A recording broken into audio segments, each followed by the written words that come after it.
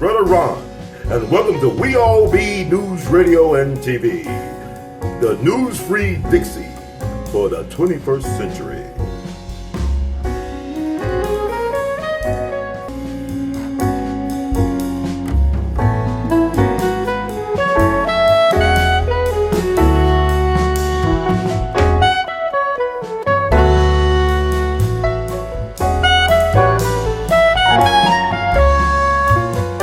You know, it's good to have friends like that. You don't have that many friends. I realize that, you know, as I live, you can probably count them all on one finger, actually.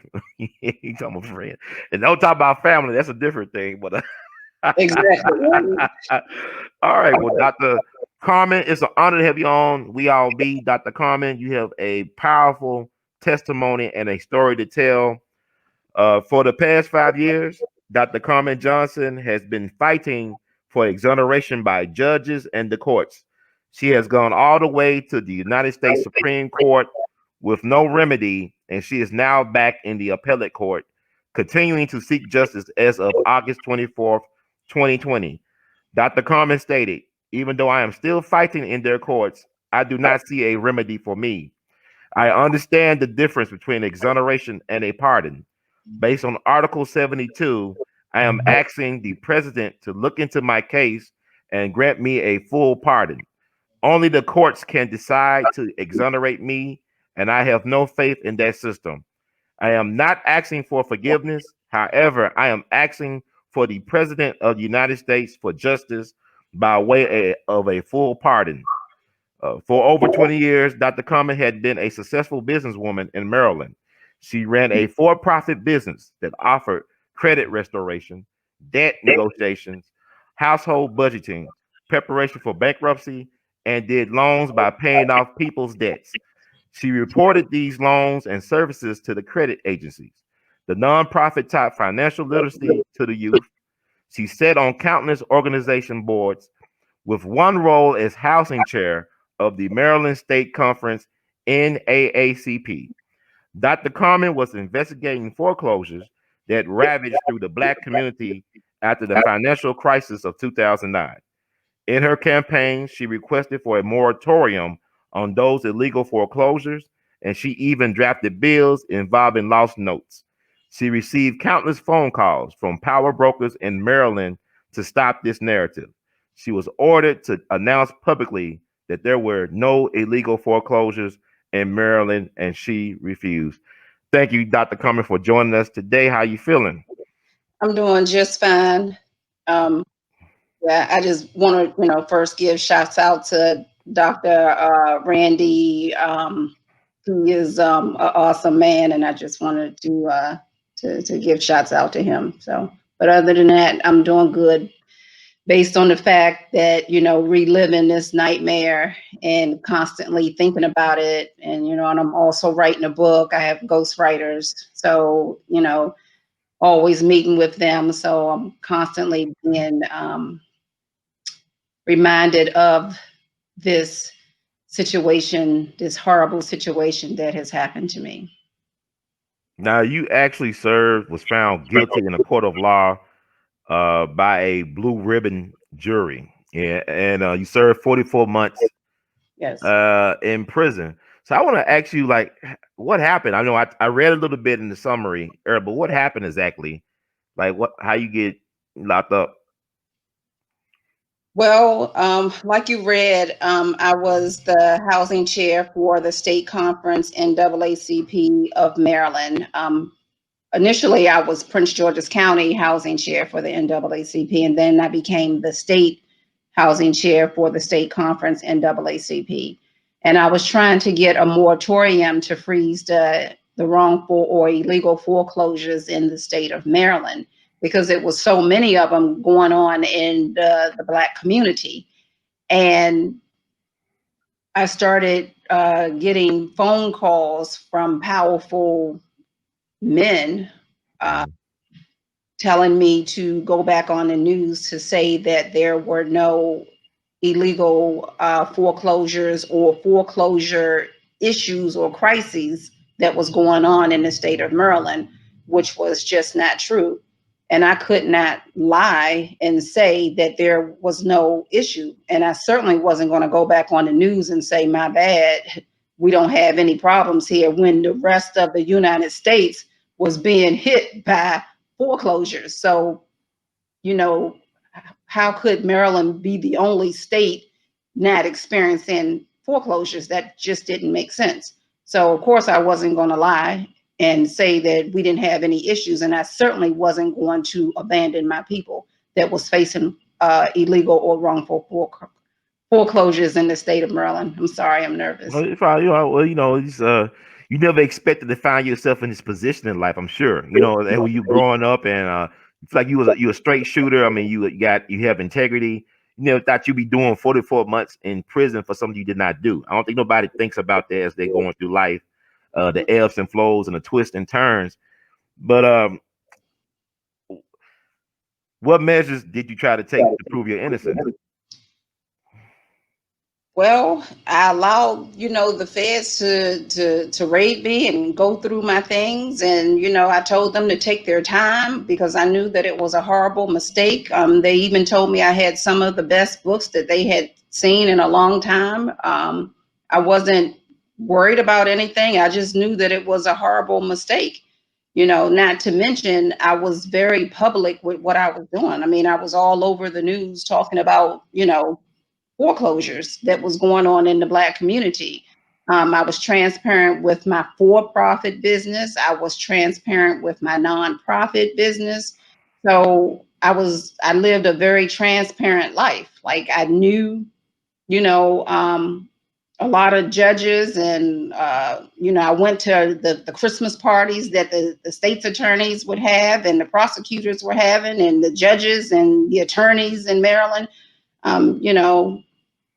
I, a lot of these people knew me and I knew them. Like people that did this to me, some of them I know or knew, I thought I knew very well.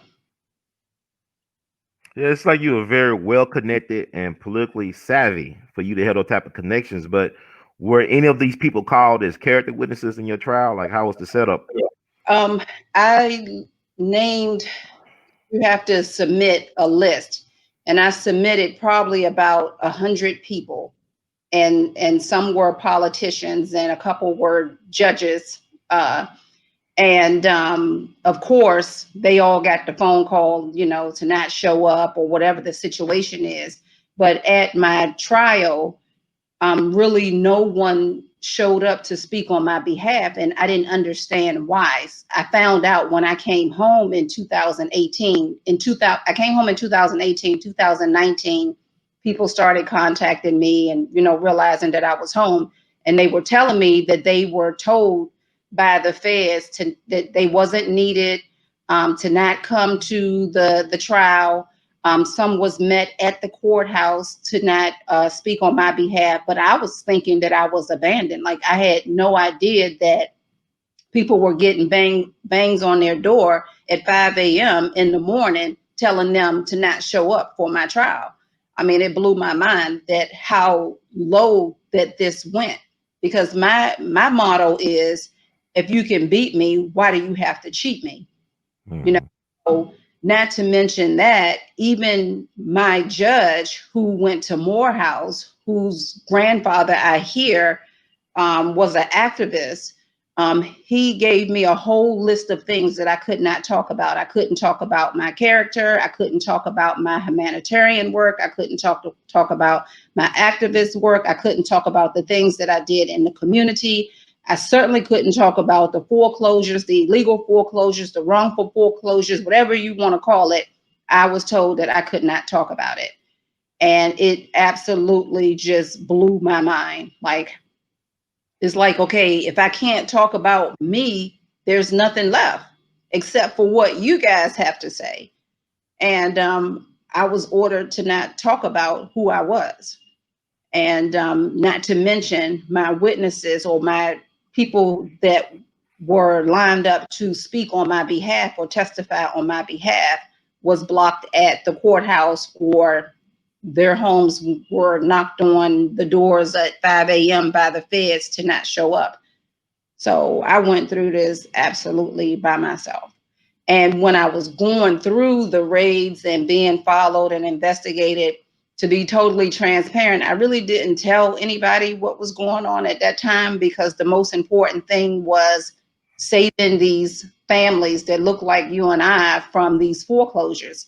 Because some of these families, or most of these families, were first time homeowners in their family, so it was very important to me to find out why these foreclosures were happening and why it was the Black community in the state of Maryland that was being targeted. Someone had made a comment to me, well, it was happening all over the United States. I get it. I know that. But I lived in Maryland, and I was the housing chair of the state of Maryland, not the national NAACP. I was the housing chair for the state of Maryland. So that's what my job was. That's what my concern was. That's what my mission was. That's interesting because you had a very prominent and high ranking position in the state's NAACP, and the national NAACP is headquartered in Baltimore. Correct? Is that correct? That's what I'm being told as of now. I know my family, my sisters, my father, and they called the national several times when they arrested me at trial, and I never went back home. They kept calling the NAACP. The NAACP would not return their phone calls. They was told by the state NAACP and also Prince George's County NAACP that they could not help me. So they abandoned me. And how long were you working with the NAACP? Were you in the organization?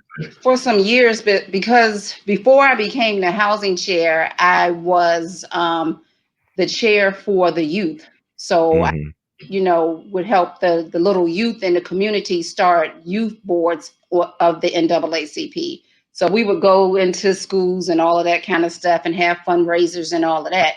So I had been with the NAACP for a while, but I was green. I heard rumors about the NAACP, but I was in denial. Like I was doing so much work with them. It couldn't have been true, but I found out very quickly that the rumors are true because me personally, they abandoned me. So all them years of service, were you ever involved in the AXO program? You talk about you work with the youth. Were you involved in AXO at all? NAACP? I know what you're talking about, but I wasn't involved with AXO. No. So with the current, I can't remember if I was. Okay, well, you probably did so much work. I mean, the thing about the NAACP is interesting because we just had this iconic man named Charles Evans, the brother of Medgar Evers, passed, and he was very prominent in the NAACP. He took his brother's place as field secretary down in Mississippi. Just passed away. They did not even do an official press release for his passing. And he won the NAACP Man of the Year back in '69 when he became mayor of a small town in Mississippi, the first black man to be mayor of or black person be mayor of a town like that after Reconstruction. So they won't even honor him. And I'm sorry that they failed you in your time of need. Now that the current president is Derrick Johnson, who was the president of the state NAACP in Mississippi for some years. So I met him a couple of times. But yeah, the NAACP, it's like they're not really living up to what they was founded on, supposedly, which is to protect people of color, right? Or color people, or black people.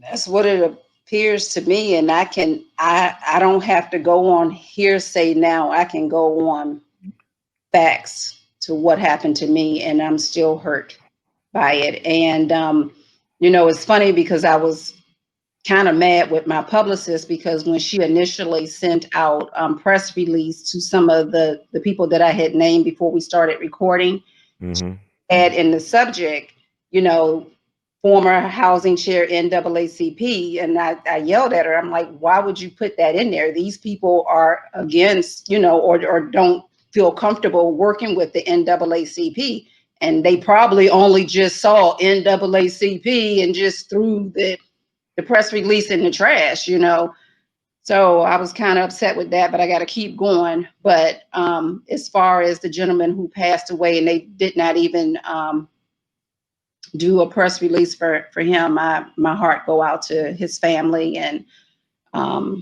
you know, I believe it. I don't have twice about it. It's really unfortunate, and it is still raw for me because we don't have organizations to really stand up for us, or we think that we do, and then when something like this happen or crises happen, then you find out that they're not really working for our people.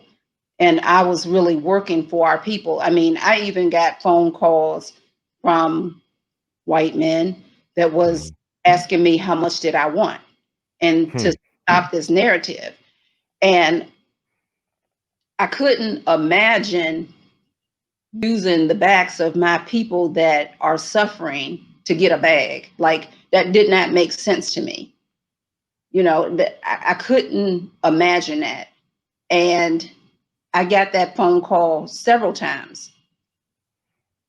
And I said no. I said, you know, I do want to start a committee to look into these illegal foreclosures and why these judges are allowing these foreclosures to go through and not examining, you know, the file properly. But as far as a bag is concerned, I couldn't do it. And if I had to do this all over again based on the suffering and the pain that I went through, I wouldn't change anything. I mean, you learn something very invaluable. You gain some wisdom, and you learn about who you really are as a person. You probably learn you was tougher and more resilient than you ever knew. But I believe that you prepared for this moment because of your upbringing. Like, you know, like a woman like you're very well educated. It's like very thoughtful. You know, you're a good looking woman. How you end up in 44 months in prison? You know, a lot of people like, you're not a thug. You know what I'm saying? Like, you came from one of the wealthiest county for Black Americans in the country, Prince George's County. I mean, you came from a very good background. How did she end up in prison? I mean, I grew up, you know, my mother was Christian, Pentecostal. Mm-hmm. We grew up with politics in around the home. You know, Marion Barry was a big inspiration in my life. Mm-hmm. Matter of fact, I sent a tweet about him a couple of weeks ago, and the tweet is still going. You know, how he gave me a job and things of that nature. Mm-hmm. You know, my idol was Mother Teresa. So, I mean, you know, my father instilled in me the love of Black people, the love of our people, the love of our community. Mm-hmm. It was instilled in us. You know, I remember he used to make my brother and I stand in the middle of the floor and ask, you know, what are you going to do for your community? And I like, Dad, what the heck are you talking about? I want to watch cartoons. And he would make me stand there and answer until he was okay with our answers. So to me, that was instilled in us as little kids, and that's huge. To be put in a situation like this, the upbringing of Christianity, which I am a practicing Buddhist now, but it gave me what I needed to sustain. It took me back because when I got to that prison camp, I didn't remember my name. I didn't remember who I was. I didn't remember how I got there, but I remember being a Christian. Even though I was a Buddhist of 20 something years, it's funny. I remember being a Christian. I remember that I was a child of God. I knew that I wasn't an animal. I knew that I wasn't a child. I knew that I wasn't a monster. I knew that I wasn't a criminal. I knew I didn't deserve to be there. I knew these things. I knew that I was protected by the ancestors. I knew that I was protected by what we call in Pentecostal the Holy Spirit. Those things, you know, and it was because of what she instilled in me growing up. you know, and even being in that prison camp, I was at the same place where Martha Stewart was and where Billie Holiday was. Wow. And the racism ran so deep there, and the abuse that I've sustained there, I still have nightmares about it. Like, you know, I didn't know that they don't like activists in prisons, jails and cages and camps. I didn't know that. I don't know.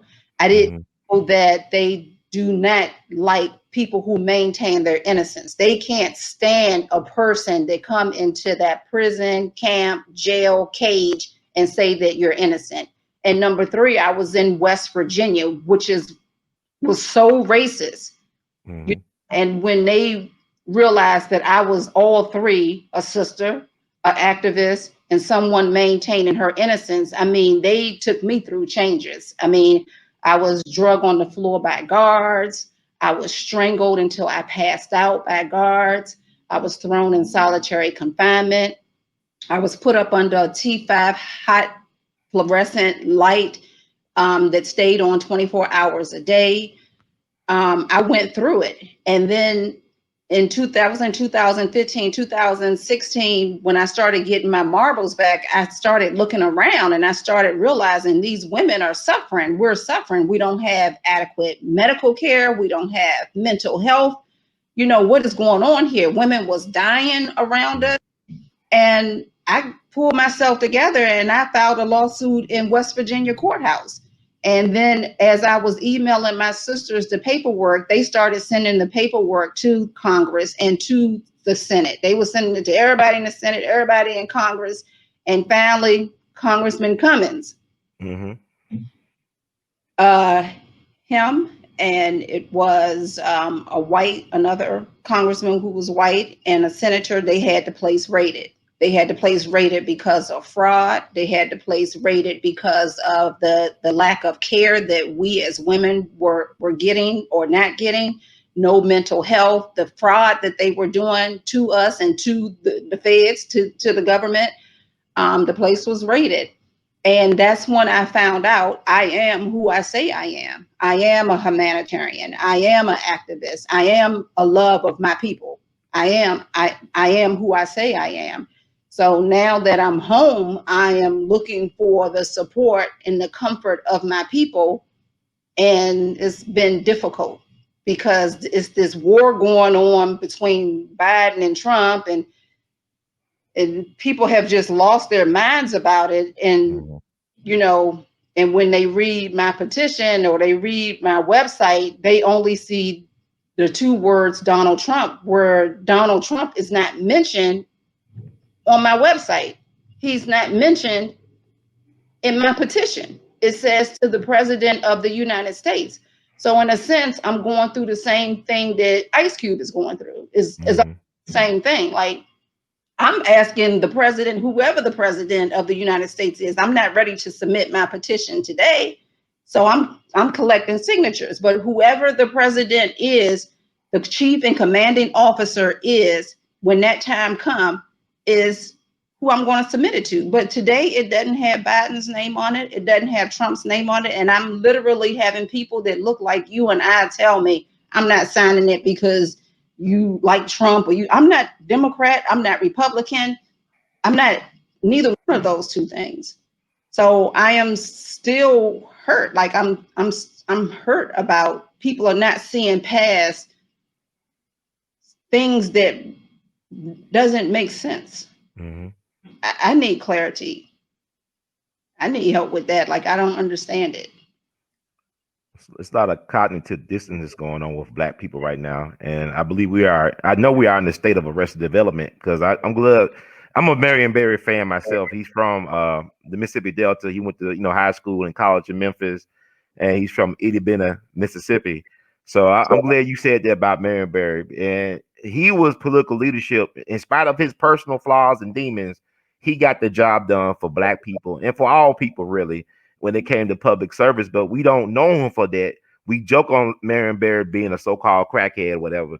And this is the nature of our people. We don't take our own self seriously. Like Dr. Randy Short told me one time. He said we love our traitors, but we hate our heroes. And to me, you are unsung hero. What you have done and stood for our people, and we don't appreciate that because a lot of us still got that Stockholm syndrome. We say we hate Trump, but we love to be around white people. The white man, ice is always colder. We sick boss mentality, and so it's just funny to me when you actually asking for the village to respond. There's nobody in the village no more. We don't have a community. We just have neighborhoods. We don't even have neighbors no more. We have strangers that we live next door to. So we don't even know who we are, let alone the people living next door to us and anything like that. Or have any type of understanding of sophisticated and mature understanding what politics really is. Yeah. So but like I said, I'm thankful that I could be of service to you to help amplify your voice and get your story out there because people will listen. People need to know before they can act. They need to know the information. And it's fun you said about West Virginia because Joe Biden, one of his biggest mentors was Senator Robert Byrd from West Virginia, who was once time first Grand Wizard of the state of West Virginia, and he did his eulogy. I mean, matter of fact, the people who helped kill the Mega Evers and the Emmett Tills, these were Joe Biden's mentors: James Eastland, John Stennis, Strom Thurmond, George Wallace, or Faubus. Name them all. He's a product of Dixiecrat ideology. So for black folks to be this obsessed and want to be with this guy and want to put him in at all costs is ridiculous. He has done more damage to the destruction of the black family over the last 50 years than whatever Donald Trump has did in the last 4 years. And what you're saying is it's not about Republican or Democrat. This is about right and wrong. But the world is upside down where the good people get punished and those who lie, steal, cheat, and kill, they get rewarded. It's funny. Because I try not to get into my opinion, of the political climate right now because people are acting very vicious. People that look like you and I are being very vicious about this. Yeah, I can't talk to a lot of people right now because I don't want to curse them out. I mean, I love these people. They elders. I just can't talk to them right now. But yeah, it's rough. That's why I have enjoyment talking to Dr. Randy Short. Like funny, but with me, he's straight political and straight polite and straight honest, and because I've seen him show out on your show, Yeah. but we talk politics and stuff like that, and he gets it and he understands. But one of the things that I want to say publicly right now is the fact that also President Clinton did that 1994 mass incarceration bill, and Mr. Biden backed it. Not only did he back it, but he gave a long speech on why he was backing it. And it's still offensive to me today on some of the things that he said, but our people seem to have forgotten that this is what this man said. Now, I'm confused about that. Now, I'm confused, and not to mention, Miss Harris. She's beautiful. But she was a DA. She was a prosecutor. Right. I mean, I'm, like I said on my last interview, I'm scared to death that she becomes president. Because Mr. Biden is not young, so suppose she becomes president, and I know a lot of sororities and stuff are really going to be done with me, but I have to speak the truth. My experience, what happened to me, has affected me tremendously with this injustice system. And he is part of it, and Mr. Biden is part of it. Yeah. And something needs to be done with that mass incarceration bill. Like our people are still being enslaved. People are going to prison, either they're innocent and they're taking a plea, or they had one little teeny crack rock and then they serve in 30 years. I mean, something needs to be done. Something's not right, and everyone that look like us is acting like, well, it's not my problem. No, it is our problem. Right. It is our problem. So I can't imagine. We just talking about defund the police. It go all the way to the top. Yep, and I'm glad you mentioned Kamala Harris because she is the top cop, and also if you look at it like this, if Joe Biden is Dr. James Naismith, the guy who invented basketball, then she got to be the Michael Jordan, LeBron James of the crime bill, the prosecuting style. I mean, she has destroyed a lot of black families in California. Then you talk about what you try to do to help black families stay in their homes. She allowed man Steve Mnuchin, who's the current, Treasury Secretary, to get away with illegally foreclosing on 80,000 families' homes. Majority, a lot of them were black people. And instead of going to the federal penitentiary, he went to the federal government involved in the monies. I mean, even like what you was doing back then, subprime mortgage scandal, the Great Recession of 2008. The folks who caused that, nobody went to jail really. Y'all got bonuses from the government. So that bad behavior was subsidized. And who watch was that under? Obama, who was a product, who was sponsored by Goldman Sachs. The Okay. last Secretary Treasury, a lot of them being Goldman Sachs affiliated. They basically run the government. But the Democratic really sold out the people 20-something years ago under the Clinton administration with the crime bill, with NAFTA, with the repeal of Glass-Steagall. This is what happened to this is what we living in right now. We were living through that reality with the help of Joe Biden and his friends. And also there's the complicit silence of the black politicians. I mean, the fact that we talking about Ice Cube, but you got the Black Caucus been around forever. You got elected officials, black elected officials been around forever, and nobody came up with a plan to help Black America, like a Marshall Plan, what they did for the Europeans after World War II. There ain't no Marshall Plan for Black Americans that none of our brightest and best could come up with. So now we're talking about reparations that's due to us, what they did to our families, our ancestors, but more importantly, what they doing to us now. Like our people, especially people that look like you and I that are in positions to do something for our people, are not. Mm-hmm. If that means I don't get no more signatures on my petition, so be it. I know the universe is going to work itself out. But people that look like you and I that are in positions to do something are not. All right.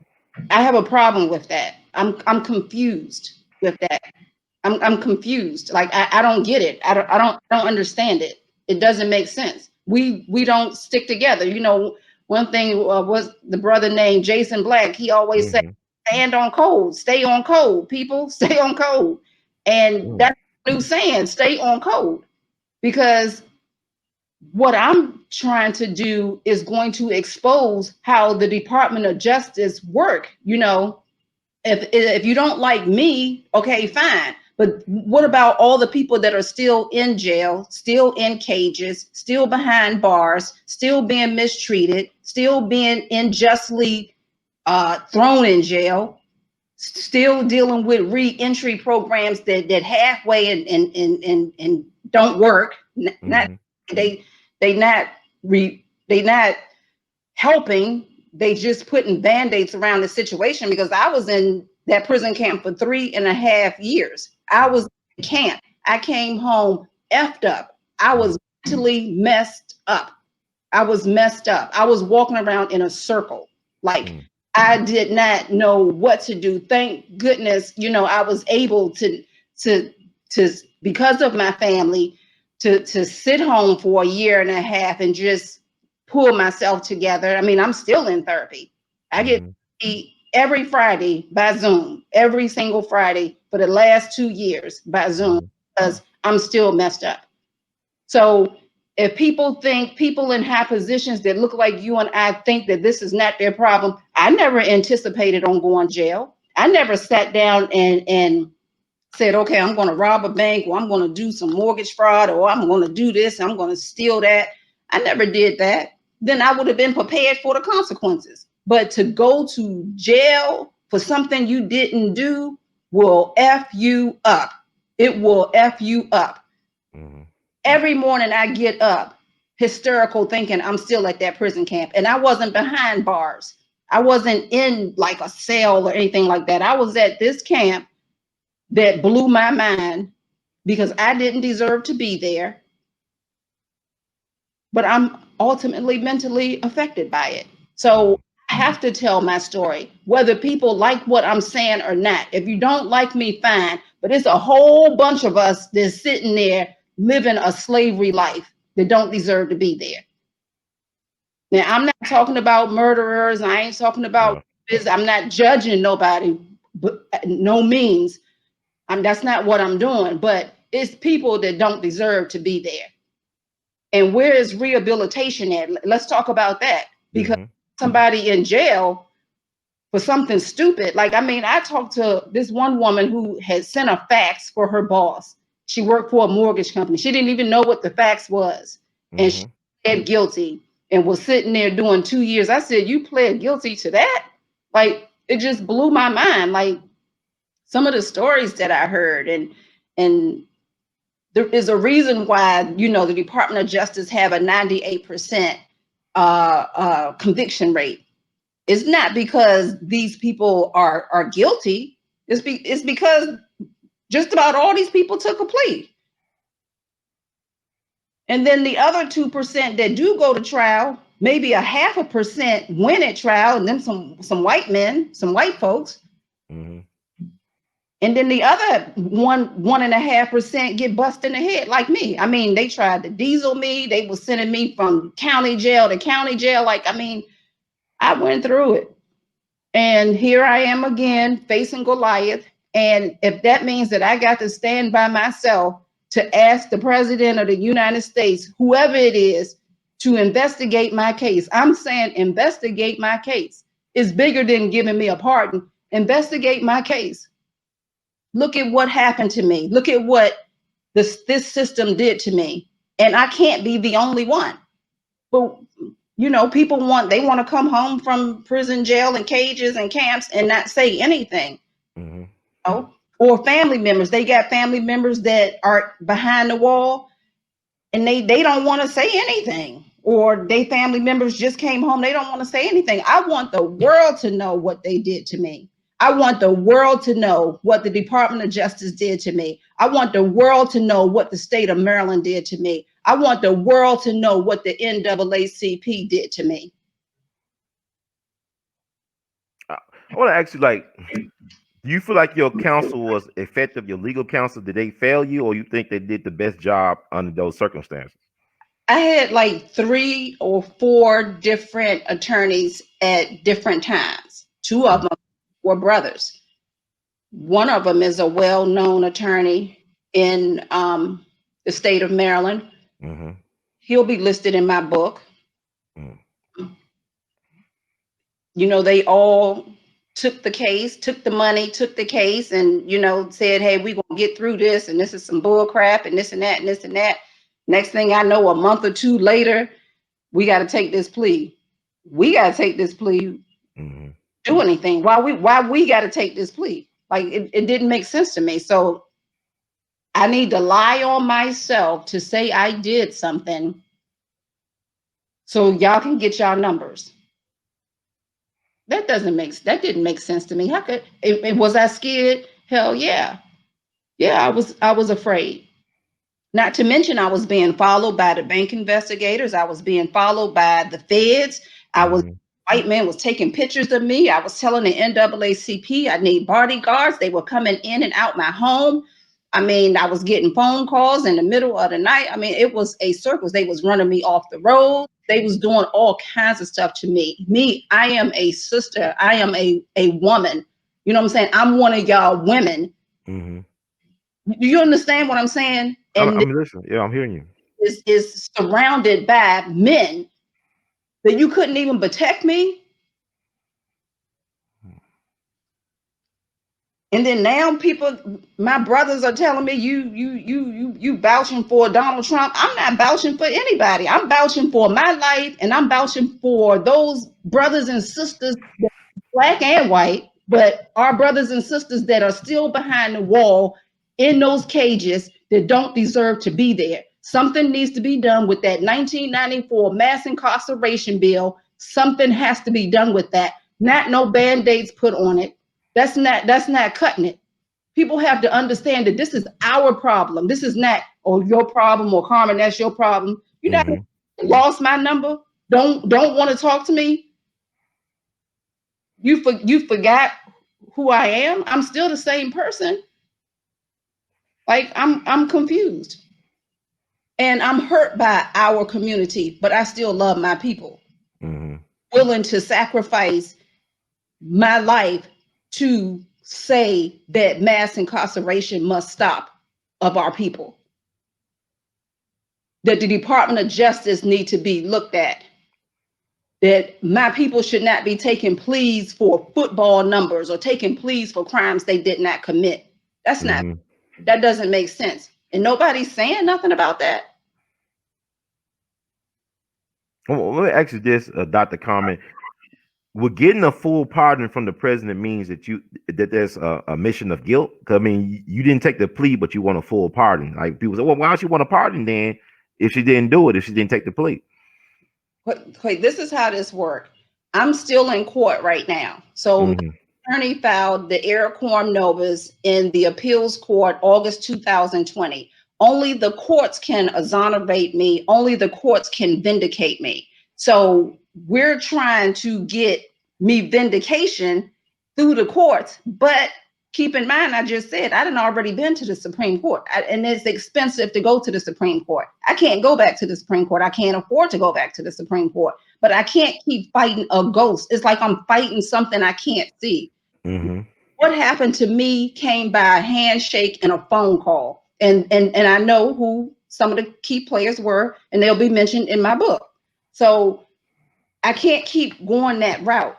So my next route is, okay, Carmen, do a petition, ask the President of the United States, the chief and commanding officer, to investigate your case, to investigate the case, to look into the case. That's the first thing I'm asking for. I'm not asking for forgiveness because I've done nothing wrong. But Article 72, the only thing the President of the United States, whether it's President Biden, whether it's President Trump, only the president can give a pardon under Article 72.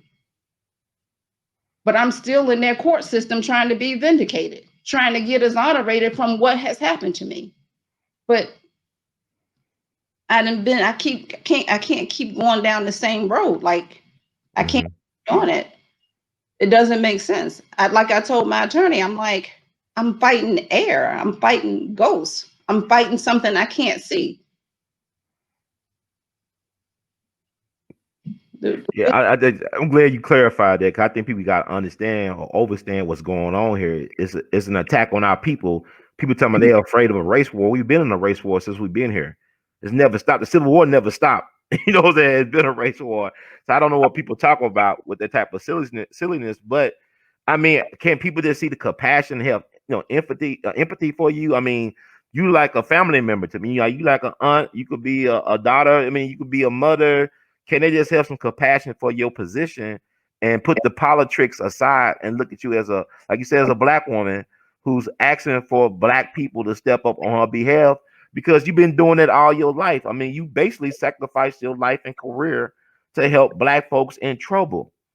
Now, where is that same consideration? But no, we did a lot of self-hate. And I know you mentioned Dr. Randy Short. I want to say shout out to Dr. Randy Short, because he always asked me, Ron, did I make you laugh? Because we going through a lot of hell right now. We need to have a sense of humor. But Dr. Short, I mean, he's been traumatized. And he know about the system. And he got all types of stories. So I'm always slow to judge our people, because we all have been traumatized. But, the problem with a lot of us in our traumatization, we become Stockholm syndrome people. Like, some of the worst white supremacists I met in my life were black people. I didn't say racist, because black folks can't be racist in a system that does not benefit them, but they can still practice the religion of white supremacy faithfully, blocking people like yourself from justice.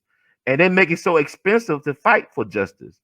Do you feel like you probably would have had a better chance with a public defender as far as the legal counsel you paid for or overpaid for?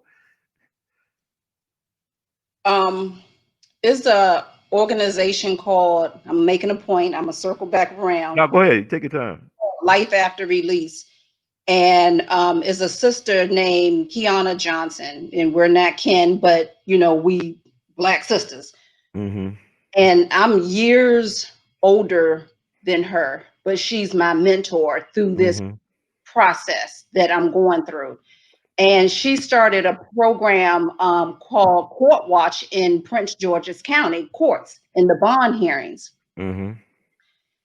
And I've sat in over 1,800 bond hearings since February. She gave me the opportunity. She respects my judgment, even though I tell her all the time, Kiana, I'm mentally messed up, and she pushes me. And you got to do this. You got to do it for our people. You got to do this no matter what. And and she pushes me. But I wanted to just give a shout out to her because she means so much to me, and I would never want to do anything to hurt her like I've been hurt. And I want to say another thing, because I totally forgot the question, but when I was at that prison camp, a couple of traumatic things happened that dealt with some of my sisters there, and it was like 150 of us. And because this camp is mainly for white women, they send them to camps and stuff like that. They send us to prisons with bars and all that kind of stuff. But it was a few of us, about 150 of us, that was there. And some of those sisters that looked like me started the rumor of me being the crazy woman on the compound when I was being strangled and drug on the floor. The guards ordered everybody to their cubes. It was some white women that was there that said that they wasn't going anywhere, that they see what they're doing to me. When I, found out about that, it should have been my sisters that looked like me that did that, but it was not. That blew my mind. I'm more traumatized by the lack of love that we have for one another than what this has done to me. But I can't remember the actual question. I would actually do you think you could have been better off with a public defender based on what you got from your legal counsel? That's where I'm going. Okay, so in those 18 court hearings, those bond hearings, we have a great relationship with the public defender's office in Prince George's County. They have some of the best public defenders. So I've spent altogether, my family and I, over $300,000 in legal fees with trying to vindicate me from this. So I've answered your question. And you owe the government $2 million or something like that? Something million, even with the two head foreigners. My publicist told me not to say that, but it was 14 of them. The two head ones got on the stand and said she's not part of our community, nor does she financially benefit. One of them said, but she did work on our client's credit. The other one said, well, she knew that we were realtors. But they both said I did not financially benefit. And yes, they got that over top of my head. And that's another thing that the president of the United States can pardon me with is that. So the so-called crooks told the truth. They were honest. They honest thieves. And you were just doing your job, didn't know what was going on. You got punished for it. Right. And it's in the transcript. So, I had somebody text me the other day, well, I Googled you to get the truth. We'll go get transcripts also and check all of that stuff out. And you'll see, since you don't believe what I'm saying, but it's in the transcripts and everything. Those two head foreign people said she knew nothing about our scam, nor did she financially benefit. But like I said, you got Steve Mnuchin, who was illegally foreclosed on 80,000 family homes in California, and he was rewarded with being the Secretary of Treasury. You had Timothy Geithner, who was a Secretary of Treasury, didn't pay his income taxes, and he still became a Secretary of Treasury. I mean, Goldman Sachs guy. But here you are, you doing your job, just doing your job, crossing your T's, dotting your I's, and you get punished for that, and that's ridiculous. I had CPA. My CPA been with me 20-something years. I had some Irish brothers, the Morsi brothers, who were my corporate attorneys, who would be 15, 20 years or something like that. And, all the taxes were paid. I had a little bookkeeper that had been with me for years. I mean, all the taxes were paid on my for-profit business, on my nonprofit. I mean, everything was together. So I didn't have an issue with the feds going through my things because I knew I had done nothing wrong. Mm-hmm. For them to slide me into a real mortgage case, a real bank fraud case, a real wire fraud case blew my mind. And it was no one I could tell. Everybody had ran for the hills. Everybody was scared. And I was. Even your family members? I'm the oldest daughter, so I tried to make it appear to my immediate family that I had it all under control because I really thought I had it under control. And as a practicing Buddhist and a scholar of science of the mind and mental science and metaphysics, I understand what you put out is what you get back. So I knew it was just a terrible mistake, that it was all going to work itself out. Now, when they arrested me at trial, when they found me guilty on 24 counts, and the marshals arrested me right then and there, that's when my two sisters, little sisters, had to go into damage control and hire the Maryland attorney and get some Florida attorneys and all kinds of stuff like that. They had to become my older sisters because I was mentally messed up. But they would try to talk to me about it, but I thought that I had it under control. Not to mention, the feds always tell you, don't tell nobody. Right. Talk about it. Yeah. And I didn't know any better. Like, now I know. And I should have been on the news. My publicist should have been sending press release. Hey, they doing this to, Dr. Johnson. They doing that. They don't, hey, but the most important thing, it goes back again to those Black families. That was the most important thing. It didn't matter the legal abuse that I was going through. What was important was keeping those families together, those Black families together. That was the most important thing. And that's why I say if I had to do it all over again, is nothing that I would have changed. Now, maybe the NAACP part, but everything happens the way it's supposed to happen. And, and being in that prison camp, I did a lot of soul searching.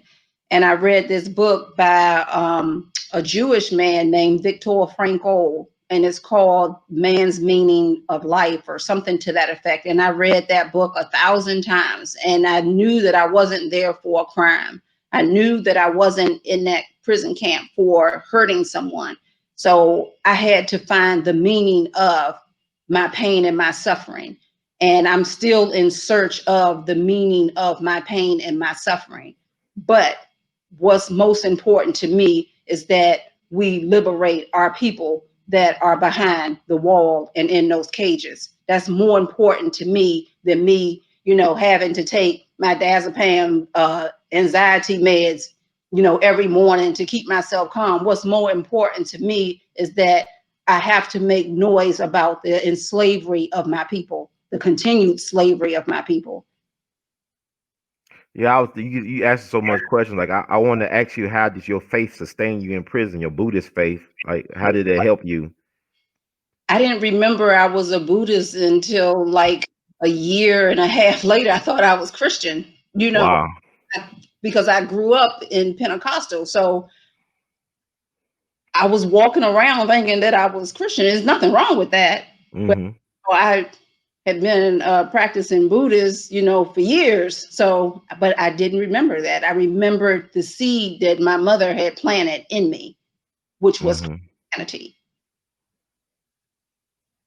Wow. Okay. Well, you're a strong sister, man. You got a beautiful spirit. Do you have any children by any chance? Or I have my daughter, yeah, and she's married with, I have 2 grandkids that are beautiful, and I have the most amazing son-in-law.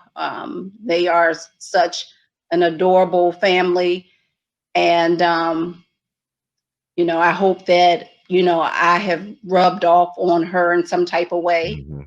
So I'm very pleased with them. But my whole family, my aunts and my cousins, and, they are just amazing group of people. They are just absolutely beautiful people. But I believe all of us that look like you and I are our people. We all are family. We all are our brother and sister's keeper.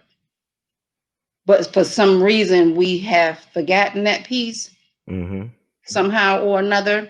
And it's really unfortunate that two, two white men got us fighting amongst ourselves is heart-wrenching to And me. then the one white man that a lot of black folks defending, he made his career breaking up black families. You try to preserve the black family, and they don't want to support you, but they want to support a guy who made it his business to break up the black family, who mentors helped Emmett Till killers get away, who helped kill Medgar Evers and Swanee Cheney and Goodman down in Mississippi. I'm talking about James Eastman, the longtime senator from Mississippi. Malcolm made it his business to let black folks know that this was the most powerful Democrat in the country, a Dixiecrat from Mississippi. He named them by name, but we're not students of history and we don't know who we are. We are confused as a people. And I can tell that your faith is very strong. It's been tested and you still here, and that you're not just fighting for yourself, you're fighting for your legacies, for your grandchildren, for your daughter, because you could have cut and ran, you could have hid, you could have cut that plea, but you got too much integrity. And this system is built on lies and corruption and deception. And therein lies the problem. But I'm assuming, like you said something about sororities earlier. Are you a Delta? No, You're not a Delta, but you are a sorority person? no, I'm not. Okay, okay, all I've right. never, I've never been a follower, Dr. Short and I talk about his rapid comments on the show. But he's always such a gentleman with me. But no, I'm just, and they have turned their, yeah. Well, you know the black leadership, the boule. I know y'all talk about the black boule. You familiar with that now, right? The black boule. Fully aware. Yeah, but you know one thing I can appreciate. You said a kind of thing about Elijah Cummings, because I couldn't think of nothing for Elijah Cummings. But the fact that he helped you in your time of need. Okay, so he was concerned. People are complex, but I'm glad that he helped you. Listen, You know. wait a minute. My sisters, my two sisters live in South Carolina, and Uh huh. beating on the doors of the Senate and Congress. And they Mm-hmm. kept calling and sending documentation and proof and the court records and the abuse that I was going through and the other women were going through, and they wouldn't give up. They just kept, this is the reason why we vote these people into office. We have to make them work for us. And my sisters, my blood sisters, made them work for us. So I just want to clear that up. I don't think, Congressman Cummings had a choice at that point. He had two strong sisters, which were my baby sisters, my two little sisters, that was Uh huh. his door, so he had no choice. And What do? Yeah. I know how Dr. Short feel about Feel about all of them, actually, yeah. But like Frederick Douglass said, he said, "Power concedes nothing without a demand," and that's what politics look like. It's not voting, because I tell people all the time, voting is a popularity contest, because it's not about the issues, how you feel about a candidate, how you feel about Trump, how you feel about Biden. But what are the issues? If it was about the issues, Biden should be a candidate right now, this late in the game. If it was about the issues and legislative history, but it's not about that. And the thing about it is, we as a people sell ourselves short when we are loyal to people that don't give a damn about us for this long time of a period. well, it becomes an issue when we don't give a darn about ourselves or our neighbors. Mm-hmm. Us, I think that's even worse. So Um, I really enjoyed talking with you. I wish you well. I know great things like I'll come out of it. I love your spirit. Your voice. You're very authentic. I think the ancestors are really guiding you and they protecting you. And I know you walk in the righteous walk. And I hope that this too shall pass very soon. But I think what I'm thinking about, you spent 5 years in 2020. I think this helped you a lot dealing with 2020. It's like you was in 5 years of 2020 purgatory. Yeah, I was prepared. Yeah, very much so. Thank the universe. I was prepared, and I thank you for having me on your show, and I thank the handful of people that are supporting me. But I just want all my people to know that I love all my people. I love all of us. Well, thank you, Dr. Carmen, Sistar, not sister, but Sistar. You a signing shot, signing star. No matter who you are, but you are definitely somebody that, in the words of Duke Ellington, is truly beyond category. So we just send you this amplified blessings of just well wishes, and keep on keeping on. The marathon continues. But how can we get in touch with you, or how can we find out more about your story, support, or sign a petition? What do we need to do? I can put my email if you want, if it's okay. I can put. Yeah, it's fine. It's fine. But I got you clear her name. We're gonna make that a trending hashtag. I got your website up there. But yeah. And then my website with my petition on it is. Cause I want to give a shout out to Brother Dewan for having you on his platform. Cause he reminded me to get in touch with you, because the time could be going by so fast. It's like we should still be in Sunday right now. It should be Wednesday right now, as the time is flying. But Well, I think Brother Dewan, Hotepish. In metaphysics, everything is going fast. That's due to the fact of the corruption that's going on, and the things that we're doing to our planet and to our animals and to ourselves. So everything is speeding up. Okay, so it's not just in my head. So it is. So it's an end time. It's an end game to this, huh? It's, Or is it's, it a new beginning? Is it an ending or a beginning, or both? Everything's a circle. Yeah, I like that thought. You know what I was thinking too? I said 2020 is actually what 2012 was supposed to be. I think it was a little bit, maybe some years off of the Mind Doomsday account. I think this is the year that 2012 was predicted to be. It's just really a crash course. Yeah, 2020 was just, It's bizarre. I want to, give shouts out to George Floyd and his family, and Miss Breonna Taylor and her family, and all the other people that did not make it this year, and all the lives that we've lost through the hands of the police, and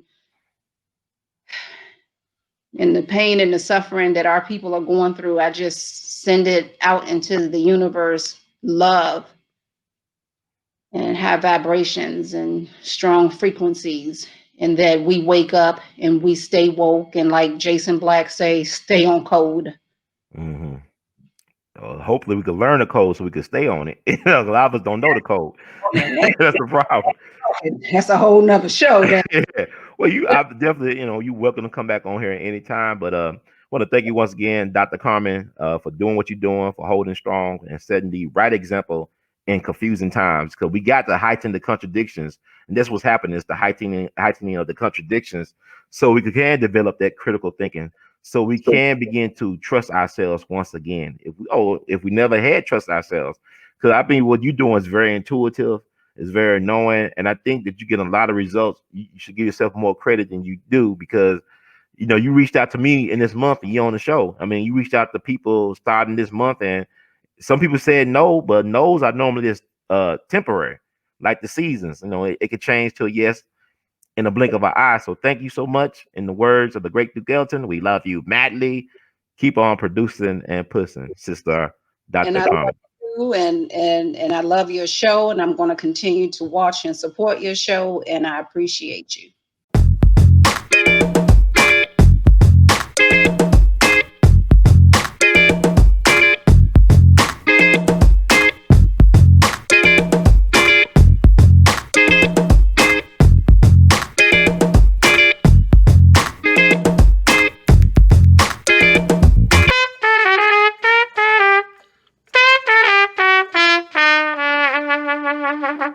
Hey, everybody, this is Brother Ron. I am asking you all to do me a big favor. Think about supporting the We All Be movement. Your donation is tax deductible. The We All Be Group Incorporated is a recognized 501c3. And I'm just asking you all because I want to keep on bringing y'all quality work through the way that I know how to do best. And I'm going to sing my praises and toot my horn. A lot of y'all were not hip to Dick Gregory until Brother Ron brought him on the We All Be platform, until that jingle review we did. Y'all seen another side of Judge Joe Brown, and Judge Joe Brown's message has been amplified. But it was We All Be that brought Judge Joe Brown to y'all back in 2014. And so many others. And we covered so many things. So help us out so we can help you all. Peace.